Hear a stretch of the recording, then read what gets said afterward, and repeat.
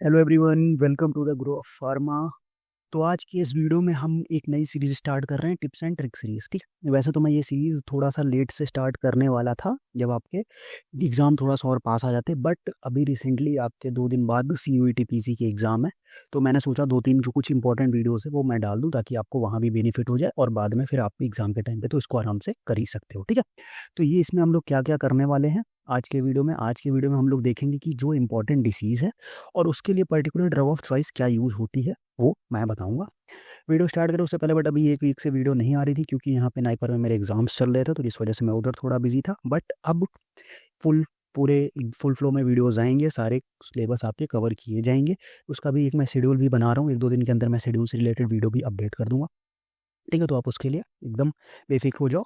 हम 25 अप्रैल मैंने बोला है, तो तब मैं मैक्सिमम जितने इंपॉर्टेंट टॉपिक्स हैं वो आपको मैं कवर करा दूंगा। ठीक है, तो आज की इस वीडियो में लोग disease and drug of choice की बात करेंगे। ये पार्ट 1 है, क्योंकि इसमें मैंने केवल ड्रग ऑफ चॉइस जो नॉर्मल हम यूज़ करते हैं उसके बारे में डिस्कस किया है। अबाउट 90 to 95 ड्रग्स डिसीजेस के बारे में हम बात कर लेंगे। ओवरऑल पूरी फार्माकोलॉजी की डिसीजेस इस वीडियो में आपको कवर हो जाएंगी और उसकी ड्रग ऑफ चॉइस हो जाएगी। ठीक है, तो आप हर एग्जाम में इससे 2 से 3 क्वेश्चन एक्सपेक्ट कर सकते हो, आ सकता है। ठीक है, और उसके साथ ही एक पार्ट इसका और होने वाला है जिसमें हम प्रेगनेंसी से रिलेटेड बात करेंगे कि प्रेगनेंसी में ड्रग ऑफ चॉइस अलग होती है, वो और इंपॉर्टेंट होती है। तो अगर वो पार्ट भी आपको चाहिए तो आप कमेंट सेक्शन में बताना, तो मैं कोशिश करूंगा कि एग्जाम से पहले 15 को एग्जाम है तो 15 से पहले मैं कल 14 में इसको भी प्रोवाइड करा दूंगा। ठीक है, तो बट उसके लिए आपको क्या करना है, आपको वीडियो को लाइक करना है, अपने दोस्तों के साथ शेयर करना है, मैक्सिमम शेयर करो इस वीडियो को, और साथ में अपने चैनल को सब्सक्राइब करके रखो। ठीक है, तो मैं ज़्यादा टाइम वेस्ट नहीं करूंगा, फटाफट से स्टार्ट करता हूँ। आ जाओ। ठीक है, बट एक और इम्पॉर्टेंट इन्फॉर्मेशन मैं दे दूँ, अगर आप देख रहे हो ये 13 को वीडियो देख रहे हो, तो 14 को दिन में हम डिस्कस करने वाले CUET पीजी का 2024 का पेपर। मैंने ग्रुप पे ऑलरेडी पोल डाल दिया था, मोस्ट ऑफ लोगों ने उसमें बोला था कि हाँ सर डिस्कस कर लो। तो हम 2024 का प्रीवियस ईयर पेपर डिस्कस करेंगे। ये डिस्कशन ज्वाइन करना बहुत ज़्यादा इंपॉर्टेंट है, क्योंकि आप जब इस डिस्कशन ज्वाइन करोगे इसमें केवल पेपर के साथ साथ हर क्वेश्चन से रिलेटेड इंपॉर्टेंट कॉन्सेप्ट्स और कुछ लास्ट मिनट जो टिप्स होती है, ट्रिक, वो सारी चीज़ें मैं वीडियो में प्रोवाइड कराने वाला हूँ।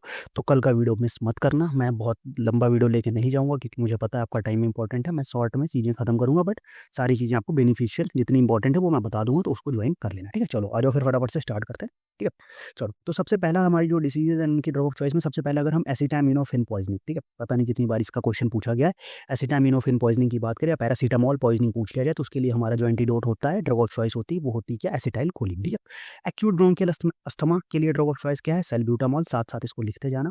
गाउट के लिए एलोप्यूरिनॉल, फॉर क्रोनिक गाउट के लिए हम एलोप्यूरिनॉल देते हैं, और एक्यूट गाउट अटैक के लिए हम क्या देते हैं, नसेट्स, और नसेट्स में भी एस्पिरिन नहीं देते हैं, ये एक एक्सेप्शन है। ठीक है, ये एक्यूट गाउट के लिए हम नसेट्स का यूज़ करते हैं, बट जो एस्पिरिन है वो हमारा क्या है, वो एक्सेप्शन है, हम एस्पिरिन का यूज़ नहीं करते हैं। ठीक है, डिस्टेरिस टॉक्सिसिटी की बात करें तो उसके लिए हमारा जो है वो डिजिबाइन का यूज़ करते हैं हम लोग। और माइग्रेन के लिए ट्रीटमेंट के लिए हम सुमाट्रिप्टन देखते हैं, और प्रोफाइलेक्सिस के लिए क्या देते हैं, प्रोप्रानोलोल। ठीक है, माइग्रेन के ट्रीटमेंट के लिए हम देते हैं सुमाट्रिप्टन, और प्रोफाइलेक्सिस के लिए हम देते हैं क्या, प्रोप्रानोलोल। ठीक है, चलो आगे बढ़ते हैं। नेक्स्ट आ रही है एल्जाइमर। अब एल्जाइमर के लिए टैक्रिन हमारी ड्रग ऑफ चॉइस हुआ करती थी। ठीक है, बट इसके साथ एक प्रॉब्लम है, ये क्या है, ये हमारी जो है ये टैक्रिन जो है ये हिपैटोटॉक्सिक है। ठीक है, हिपैटोटॉक्सिसिटी कॉज करती है, इसीलिए हमारी मिनिमम, अगर आपको ऑप्शन में टैक्रिन दिखती है तो आप टैक्रिन ही लगाएंगे। उसके अलावा भी ड्रग्स हम यूज करते हैं, डोनाजापिल, रिवास्टिकमिन या गैलेंटामाइन। ठीक है, चीज रिएक्शन या टायरामिन क्राइसिस की बात करें तो इसलिए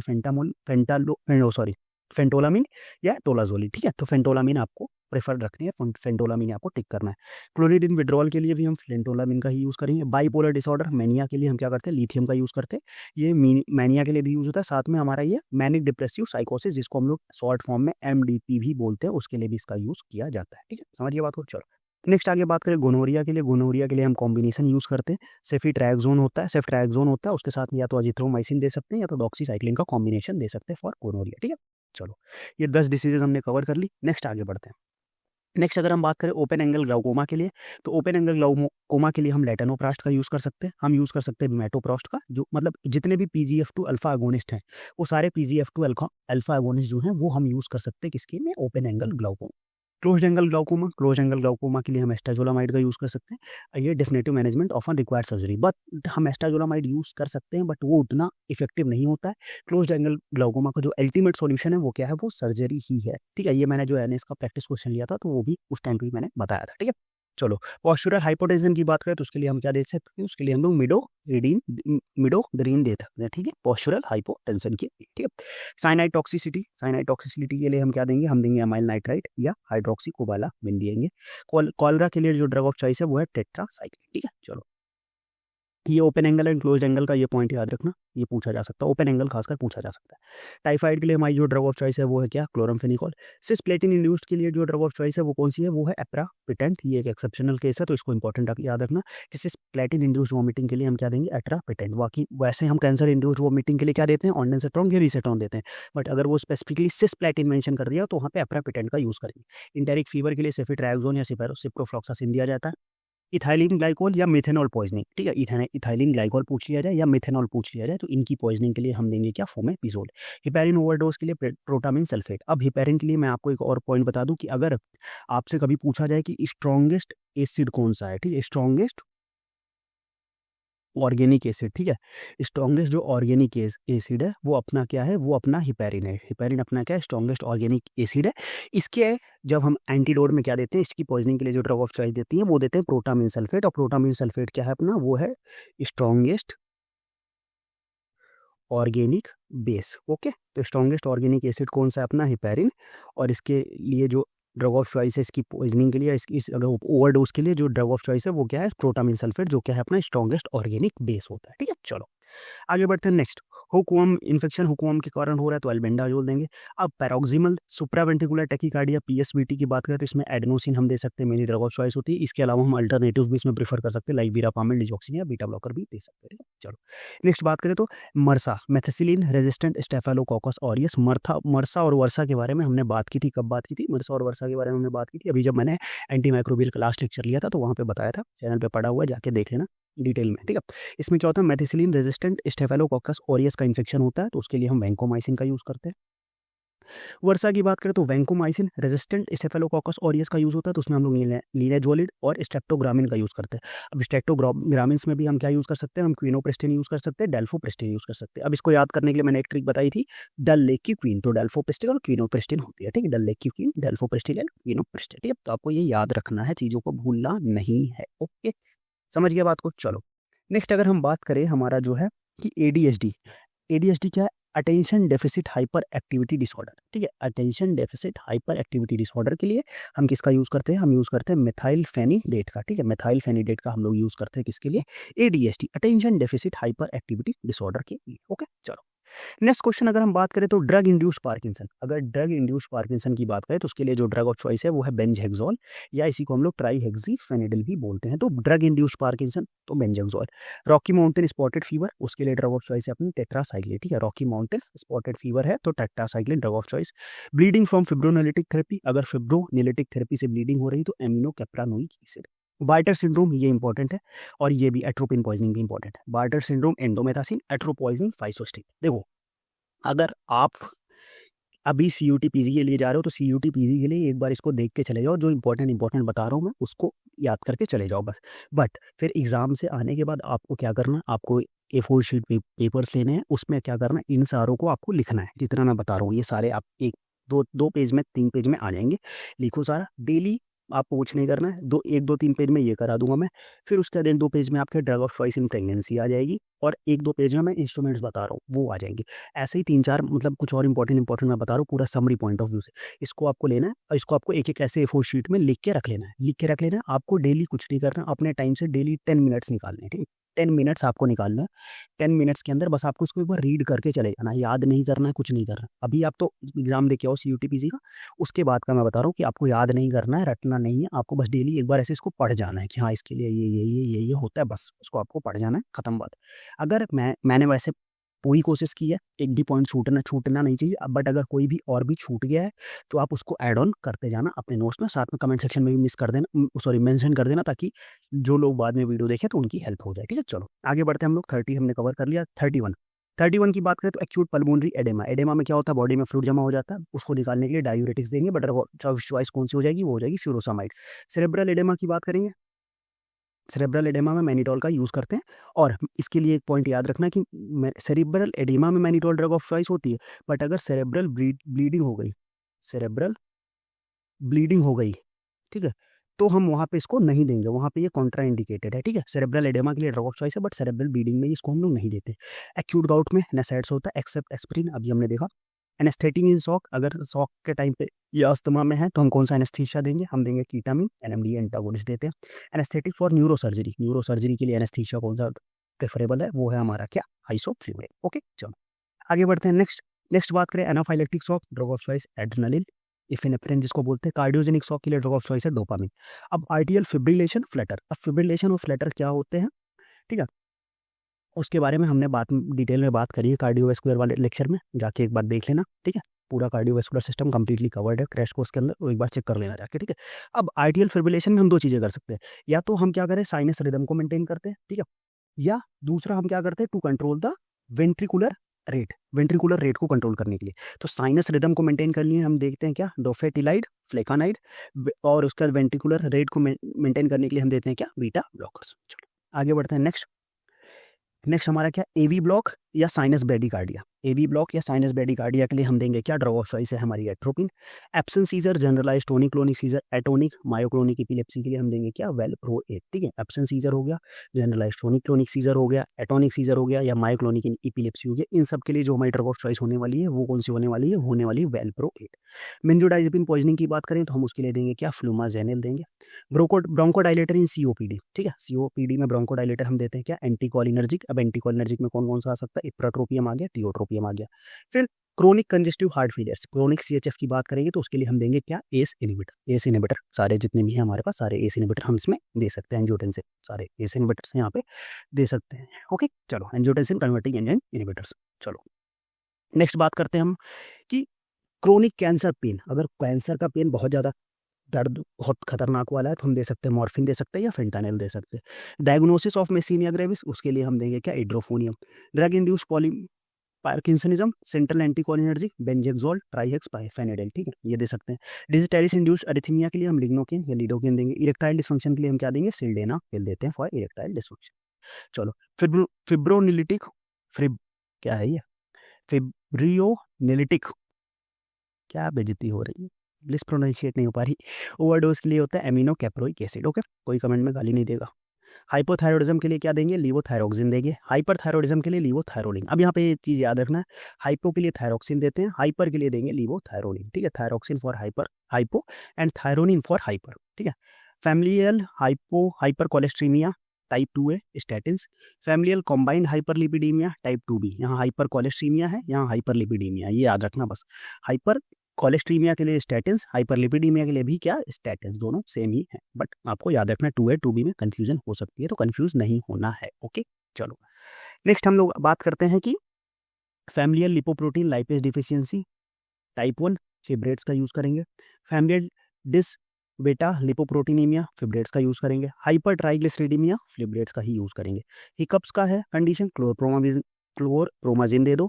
इंसोमिया की कंडीशन है तो क्या दे दो, बेंजोडाइजापिन दे दो, ठीक है। ये सिंपल से है, इंसोमिया मतलब नींद नहीं आ रही, हमें क्या करना, उनको सुलाना है, सेडेटिव्स देना है, तो सेडेटिव्स में बेंजोडाइजापिन हम दे सकते हैं। ओके चलो नेक्स्ट, हिपैरिन इंड्यूस्ड थ्रोम्बोसाइटोपिनिया। अगर हिपैरिन इंड्यूस्ड थ्रोम्बोसाइटोपिनिया है तो हम क्या देंगे वहाँ पे, डायरेक्ट थ्रोम्बिन इनहिबिटर देंगे। और डायरेक्ट थ्रोम्बिन इनहिबिटर में आता है क्या, एर्गेट्रोबिन और बीवालीरुडिन, ठीक है, एर्गेट्रोबिन और बीवालीरुडिन। इसमें भी जो ये रुडिन्स होते हैं, रुडिन क्लास की सारी ड्रग्स हम इसमें प्रीफर कर सकते हैं। हाइपरटेंसिव इमरजेंसी सोडियम नाइट्रोप्रोसाइड देंगे। Hypertension in pregnancy methyl dopa देंगे। हाइपरटेंसिव इमरजेंसी इन प्रेगनेंसी लेबेटॉल देंगे। तीनों टर्मिनोलॉजीज मैंने जब उसमें लेक्चर में बताया था, हाइपरटेंशन जब किया था तो उसमें मैंने तीनों टर्मिनोलॉजीज को क्लासिफाई किया था कि आपको एकदम डिफरेंशिएट रखना है। हाइपरटेंसिव इमरजेंसी अलग है, हाइपरटेंशन इन प्रेगनेंसी अलग है, और हाइपरटेंसिव इमरजेंसी इन प्रेगनेंसी वो अलग है। तीनों में ड्रग अलग अलग। बाकी प्रेगनेंसी के बारे में मैं डिटेल में नेक्स्ट वीडियो में डिस्कस करूंगा। इस वीडियो में आपको इतना ध्यान रखना है। Drug of choice for hypertension initial के लिए थायाजाइड का यूज होता है, ठीक है। नॉर्मल हाइपर इमरजेंसी की हो गई, नॉर्मल के लिए थायाजाइड यूज कर लेते हैं। कीटी स्ट्रोक है, क्लोरप्रोमाजिन दे दो। रेजिस्टेंट हाइपरटेंशन है, स्पिरिनोलैक्टोन देंगे। रेजिस्टेंट हाइपरटेंशन मतलब बहुत टाइम तक हाइपरटेंशन है। अब हाइपरटेंशन क्यों हो रहा है, क्योंकि उसका एक रीज़न हमें पता है कि ब्लड का वॉल्यूम बढ़ जाता है, तो हम क्या देंगे, डायूरेटिक्स, ताकि एक्स्ट्रा फ्लूइड बाहर निकले तो ब्लड का वॉल्यूम कम हो। इन्फ्लामेटरी बाउल डिसीज आईबीडी के लिए सल्फासेलाजिन या 5 अमीनो सैलिसिलिक एसिड दे सकते हैं। Ethylene glycol methanol poisoning fomepizole. Mydriatics in adults tropicamide, ठीक है। मेडियाट्रिक्स इन एडल्ट की कंडीशन में क्या देंगे हम, ट्रोपिकामाइड दे सकते हैं। चलो नेक्स्ट बात करते हैं मेड्राटिक इन चिल्ड्रन। अगर एडल्ट्स में है तो हम देंगे ट्रोपिकामाइड, और बच्चों में हो गई तो हम क्या देंगे, एट्रोपिन देंगे, ठीक है। एडल्ट्स में क्या देंगे, देखो यहाँ पे मेड्राटिक कंडीशन अगर एडल्ट्स में है तो ट्रोपिकामाइड दिया जा रहा है, अगर चिल्ड्रन की कंडीशन आ गई तो वहाँ पे हम देंगे क्या, atropine. Motion sickness, motion sickness के लिए ड्रग हमारे पास क्या है, स्कोपोलामिन या इसी को हम लोग हायोसिन बोलते हैं, इसको हम लोग यूज करते हैं for motion sickness. Mountain sickness के लिए एसिटाजोलामाइड का यूज होगा, ठीक है। Motion sickness, mountain sickness and morning sickness. Morning sickness के लिए हम एंटीहिस्टामिनिक लाइक डॉक्सीलामिन का यूज करते हैं, ठीक है। तो तीन याद रखना, मोशन सिकनेस के लिए स्कोपोलामिन या हायोसिन, माउंटेन सिकनेस के लिए एसिटाजोलामाइड, और मॉर्निंग सिकनेस के लिए एंटीहिस्टामिनिक, एग्जांपल डॉक्सीलामिन, ठीक है। मिस्थीनिया ग्रेविस एंटीकोलिनिस्टरेज, एग्जांपल नियोस्टेगिनिस। कोबरा बाइट, नियोस्टेग में यही यूज करेंगे। रिवर्सल न्यूरोमस्कुलर ब्लॉकिंग या इसी को क्यूरेरे पॉइजनिंग भी बोलते हैं। अब देखो दो चीजें होती है, एक होता है रिवर्सल न्यूरोमस्कुलर ब्लॉकिंग, एक नॉन रिवर्सल। तो जो रिवर्सल न्यूरोमस्कुलर ब्लॉकिंग होता है उसको हम लोग एक और दूसरे नाम से भी जानते हैं, इसको क्यूरेरे पॉइजनिंग बोलते हैं। उसके लिए इन सब के लिए जो ड्रग हम यूज करते हैं कौन सा, एंटीकोलिनिस्टरेजेस का यूज करते हैं, ओके। चलो नेक्स्ट, माइग्रेन की प्रोफाइलिक्सिस के लिए हम प्रोपेरानॉल का यूज करेंगे, और माइग्रेन के ट्रीटमेंट के लिए 5-HT1D1B एगोनिस्ट सुमाट्रिप्टन का यूज करेंगे, ठीक। 5-HT1D1B एगोनिस्ट सुमाट्रिप्टन का यूज करेंगे। ईटिंग डिसऑर्डर, बुलिमिया के लिए हम SSRI एंटी डिप्रेसेंट्स का यूज करेंगे। मलेरिया इन प्रेगनेंसी, क्लोरोक्विन है, बाकी प्रेगनेंसी का सेपरेट कंडीशन लाऊंगा, वो आपको ध्यान रखना है, ठीक है। Muscle relaxant for day care के लिए हम मीवाक्यूरियम का यूज करते हैं, और अगर मसल रिलैक्सेंट फॉर इंडोथीकल इंट्यूबेशन अगर मतलब सर्जरी, डे केयर के लिए मसल रिलैक्स कराना है तो हम मीवाक्यूरियम का यूज कर लेंगे। बट अगर सर्जरी के लिए मसल रिलैक्सेंट का यूज कराना है तो मीवाक्यूरियम से काम नहीं चलेगा, तब हमें देना पड़ेगा क्या, सक्सिनेल कोलिन। तब हमें सर्जरी के लिए क्या देना पड़ेगा, सर्जरी के लिए हमें देना पड़ेगा सक्सिनेल कोलिन। मैलिग्नेंट हाइपरथर्मिया के लिए ड्रग है डेंट्रोलिन, इसके सोडियम के साथ सॉल्ट आता है डेंट्रोलिन सोडियम, ठीक है। नेक्रोलेप्सी की बात करें तो नेक्रोलेप्सी के लिए हमारी ड्रग जो आती है वो आती है कौन सी, modafinil is for narcolepsy. Organophosphate poisoning, atropine is for organophosphate poisoning. ये सारे आपको याद रखने हैं, ठीक है। इंपॉर्टेंट जो मैं टिक कर रहा हूँ, मेंशन कर रहा हूँ, वो जरूर याद रखो। ओसीडी के लिए आपको SSRI एंटी डिप्रेसेंट देना पड़ता है। डिप्रेशन के लिए सेम, पैनिक डिसऑर्डर के लिए भी सेम, SSRI एंटी डिप्रेसेंट 3 हो गया। इसके पीछे अभी एक हमने और देखा था, किसके लिए, ये ईटिंग डिसऑर्डर बुलिमिया, इसके लिए भी सेम है। तो इन चारों को एक साथ एक जगह पे लिख लेना, ठीक है। OCD, डिप्रेशन, पैनिक डिसऑर्डर और बुलिमिया, ईटिंग डिसऑर्डर, ठीक है। तो इन सब के लिए क्या होता है, हम देते हैं क्या, SSRI एंटी डिप्रेसेंट्स, ओके। चलो नेक्स्ट अगर हम बात करें, नेक्स्ट हमारे पास क्या है, नेक्स्ट अगर हम बात करें तो नेक्स्ट हमारे पास है मशरूम पॉइजनिंग के लिए हम क्या यूज करते हैं, मशरूम पॉइजनिंग के लिए हम लोग यूज करते हैं क्या, वो वेट अ मिनट, ये क्या होगा, ठीक है। मशरूम पॉइजनिंग के लिए हम लोग यूज करते हैं, दो कंडीशन होती है मशरूम पॉइजनिंग की, एक अगर अर्ली कंडीशन है तो एट्रोपिन यूज कर सकते हैं, या क्रोनिक, अर्ली को एक्यूट बोलते हैं, और क्रोनिक कंडीशन है तो थायोटिक का यूज करते हैं, ठीक है। तो आपको क्वेश्चन में ध्यान रखना है कि केवल मशरूम पॉइजनिंग रखा है तो आप एट्रोपिन पे जाएंगे अगर ऑप्शन में एट्रोपिन है तो, और अगर आपसे स्पेसिफिक पूछ लिया गया कि एक्यूट मशरूम पॉइजनिंग या क्रोनिक मशरूम पॉइजनिंग, तो उस हिसाब से आपको चेंज करना है। एक्यूट में आपको एट्रोपिन पे जाना है, क्रोनिक पे आपको थायोटिक एसिड में जाना है। ओरल एंटीकोगुलेंट ओवरडोज, मतलब वारफेरिन का अगर ओवरडोज है तो हम क्या देंगे, विटामिन के देंगे। ओपियोइड विड्रॉल के लिए क्या देना पड़ता है, मेथाडोन देंगे। थायरोटॉक्सिकोसिस इन प्रेगनेंसी कंडीशन में क्या देना है, प्रोपाइल थायोयूरासिल। ओके नेक्स्ट की बात करें तो पोस्टपार्टम हेमरेज के लिए हमें क्या देना है, हमें ऑक्सीटोसिन देना है फॉर पोस्टपार्टम हेमरेज। और पेशेंट डक्टस आर्टेरियोसिस के लिए हम क्या देंगे, इंडोमेथासिन, उसमें आइबुप्रोफेन और एस्पिरिन आ जाता है, ठीक है। तीन नोट दे सकते हैं, इंडोमेथासिन, आइबुप्रोफेन और एस्पिरिन, ठीक है। पैरासीटामोल या एस्टामिनोफेन पॉइजनिंग, एनासिटाइलसिस्टीन। अब बात करें अगर पेप्टिक अल्सर और हमारा gastric oesophageal reflux disease, Zollinger Ellison syndrome या नसेट्स इंड्यूस्ड अल्सर, इन सब के लिए हम क्या देंगे, इन सभी के लिए हमारी एक ड्रग है, वो है प्रोटॉन पंप इनहिबिटर। जितने भी प्रोटॉन पंप इनहिबिटर है, तुम्हारा ओमेप्राजोल हो गया, लेंसोप्राजोल हो गया, पेंटोप्राजोल हो गया, जितने सारे प्रोटॉन पंप इनहिबिटर है, उन सब का यूज हम किसके लिए करेंगे, ये सारी जितनी भी हमारी अल्सर से रिलेटेड ड्रग्स हो गई, चाहे पेप्टिक अल्सर हो गया, GERD हो गया, जोलिंगर इलिंसन सिंड्रोम हो गया, या नसेट्स इंड्यूस्ड अल्सर हो गया, इन सब के लिए हमें क्या देना पड़ेगा, इन सब के लिए हमें देना पड़ेगा प्रोटॉन पंप इनहिबिटर्स, PPIs हम देंगे, ओके। तो ये थी हमारे ड्रग्स। अब आगे बढ़ते हैं हम लोग नेक्स्ट, वर्टिगो की या मेयर्स डिजीज के लिए हम क्या यूज करते हैं, सिनेरिजिन का यूज करते हैं। आर्ट्रियल फ्लटर है तो कार्डियोवर्जन और स्मोलॉल का यूज करेंगे, और वेंट्रिकुलर ट्रैकीकार्डिया है तो हम एमिडारोन और या लीडोकेन का यूज करते हैं, ठीक। आर्ट्रियल फ्लटर है तो हम कार्डियोवर्जन स्मोलॉल, वेंट्रिकुलर ट्रैकीकार्डिया है तो हम एमिडोरोन या लीडोकेन का यूज करते हैं, ठीक है। टोटल इसमें 97 मेंशन है, बट अभी देखा मैंने कि कुछ रिपीटेड हो गया, तो अबाउट समझ लो कि 90 डिसीजेज एंड उनकी ड्रग ऑफ चॉइस को हमने कवर कर लिया विद इन 20 मिनट्स के अंदर, ठीक है। तो ये आपको क्या रखना है, आपको अभी जो अगर आप नेक्स्ट एग्जाम के लिए आपको बस ऐसे हाइलाइट्स याद रखना है। एक बार वीडियो फिर से देख लेना, अगर लिखने का टाइम नहीं है तो आप एक बार वीडियो फिर से देख लेना, तो आपको इंपॉर्टेंट चीज़ें याद हो जाएंगी। बट इस एग्जाम के बाद या तो अगर आप CUT नहीं दे रहे तो जैसा मैंने आपको बताया, इसको एक सेपरेट पेज में लिखो, 2-3 पेज में आ जाएगा। डेली आपको 10 मिनट देने हैं, 10 to 15 मिनट्स में आपको बस पढ़ना है, याद नहीं करना है, रटना नहीं है, डेली डेली आपको बस देखना है, ठीक है। चलो, तो आज का वीडियो हम लोग यहीं एंड करेंगे, बट उससे पहले आप व्हाट्सअप ग्रुप ज्वाइन करो, क्योंकि चैनल सारे इंपॉर्टेंट अपडेट्स, लिंक, सब कुछ मैं व्हाट्सअप ग्रुप पे ही डालता हूँ। टेलीग्राम चैनल ज्वाइन कर लो, और इंस्टाग्राम पे आप हमें फॉलो कर सकते हो, वहाँ भी सारी अपडेट्स मैं डालता रहता हूँ। नोट्स के लिए आप हमारी वेबसाइट पर विजिट कर सकते हो, टेलीग्राम चैनल पर भी नोट्स कुछ पड़े हुए हैं, तो वहाँ से भी जाके आप देख सकते हो, ठीक है। और साथ में क्रैश कोर्स जो है वो जाके एक बार चेकआउट करो। जीपैट एंड नाइपर 2025 के लिए हमारा फ्री क्रैश कोर्स चल रहा है, जिसमें हमने जनरल फार्माकोलॉजी में जनरल फार्माकोलॉजी, फिर हमने कार्डियोवैस्कुलर सिस्टम, एंटी माइक्रोबियल चीज़ें खत्म की। फिर उसके बाद हमने फार्मास्यूटिक्स में, पहले फार्माटेक में pre formulation, tablet, capsule, micro encapsulation, उनके पीवाईक्यू डिस्कशन किए। फिर फार्मास्यूटिकल इंजीनियरिंग पूरी कंप्लीट करा दी है। फिजिकल फार्मास्यूटिक्स चल रही है, वो भी बहुत जल्द कंप्लीट करा देंगे। और साथ में ऐसे आप लोग सपोर्ट करो तो विद इन नेक्स्ट वीक मैं फार्माकोग्नोसी भी स्टार्ट कर दूंगा, एक डिटेल कवर कर लेंगे। बट आपको सपोर्ट बना के रखना है, वीडियो को शेयर करना है, और एक कमेंट आपको करके जाना है, ठीक है।